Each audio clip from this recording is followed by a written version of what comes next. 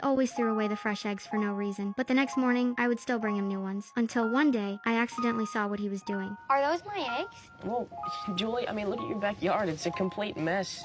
It's like covered in turds. That was when I realized. The eggs I kept giving Bryce were all thrown away by him. I angrily took the eggs back. I never imagined the boy I had loved for years would turn out like this. From that day on, I was completely disappointed in Bryce. And Bryce was also filled with pain and regret. We first met in the summer of 1957. That was when Bryce's family first moved to this town. While they were moving their luggage, I excitedly ran over to help. But Bryce's father disliked me from the start. He brushed off my kindness with a cold attitude. But I didn't give up because of that. While we were playing around, our hands accidentally touched. I was deeply attracted to Bryce's bright eyes. At that moment, I understood what it felt like to fall in love. But Bryce was uncomfortable with my reaction. He quickly pulled his hand away from mine. Then he hid behind his mother. But when we got to school, I still showed my feelings openly. I thought Bryce's avoidance and rejection were just signs of shyness. As time went on, we became known as the perfect couple. But for the next 5 years, Bryce kept avoiding me, even though he knew he didn't like me. He never rejected me directly, until the first day of 6th grade. Bryce finally came up with a solution. He decided to pretend to chase my biggest rival, Sherry. Even though Bryce had little interest in the things Sherry talked about, whenever he saw me nearby, he would purposely act close to her. And it worked. I started treating him coldly, but that peace didn't last long. Bryce's best friend John also fell for Sherry. When he confessed his feelings, he revealed the real reason Bryce was chasing her, and I happened to see everything. I became as enthusiastic as before again. I even couldn't help moving closer to Bryce in class. I quietly enjoyed the watermelon scent from his collar. But after seeing my feelings return, Bryce only felt uneasy, because ever since Bryce's family moved to town, his father had constantly looked down on my family. In his eyes, my family was just a bunch of country people. Day after day,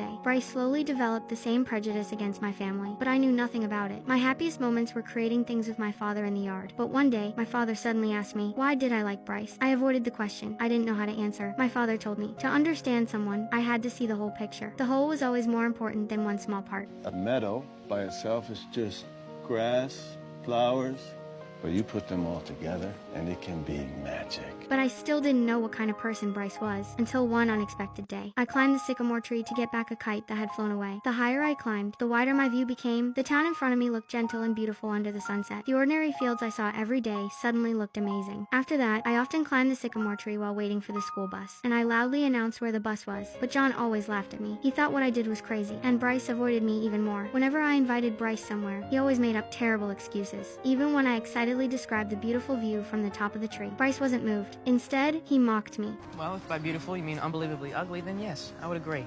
You're just visually challenged. I feel sorry for you. But one day, strange noises came from under the tree. A construction crew had arrived. The owner wanted to cut down the tree and build a house there. When I heard that, I tightly hugged the tree trunk. Bryce, please don't let them do this. I begged Bryce to help me, but Bryce only stood there silently, because he never understood how important a tree could be. As more people gathered around,